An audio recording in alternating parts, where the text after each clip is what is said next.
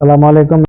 ইসলাম মালয়েশিয়াতে বলছিলাম, যারা আমাকে ভালোবাসেন পছন্দ করেন তারা আমার ভিডিওতে একটা লাইক করবেন, কমেন্টে জানিয়ে দিবেন, শেয়ার করবেন এবং কপি লিংক করে আমাকে একটু সহযোগিতা করবেন। তো আজকে কিছু মালয় ভাষা নিয়ে আপনাদের সামনে উপস্থিত হয়েছি। যেমন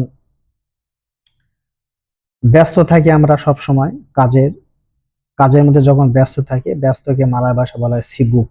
সিবুক মানে ব্যস্ত। ফ্রি আছি এখন, ব্যস্ত নাই মানে আমি ফ্রি আছি, এটাকে বলা হয় তাকসিবুক, মানে ফ্রি আছি। কোন জিনিস আছে, আছেকে মালয় ভাষা বলা হয় আডা। নাই, নাইকে মালয় ভাষা বলা হয় তাক আডা।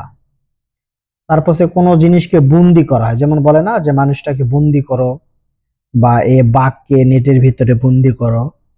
যে বন্দিকে মালয় ভাষা বলা হয় কুরুং। কুরুং মানে বন্দি করা, মুক্ত করা। মুক্ত করাকে বা মুক্তকে মালয় ভাষা বলা হয় বেবাস। বেবাস মানে মুক্ত।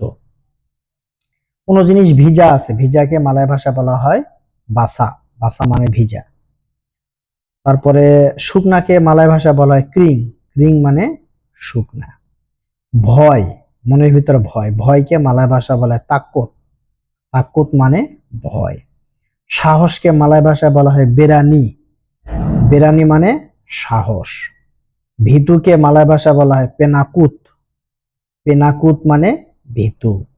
কাপুরুষ, বলে না লোকটা খুব কাপুরুষ, কাপুরুষকে মালয় ভাষা বলা হয় পেঙ্গেচুত।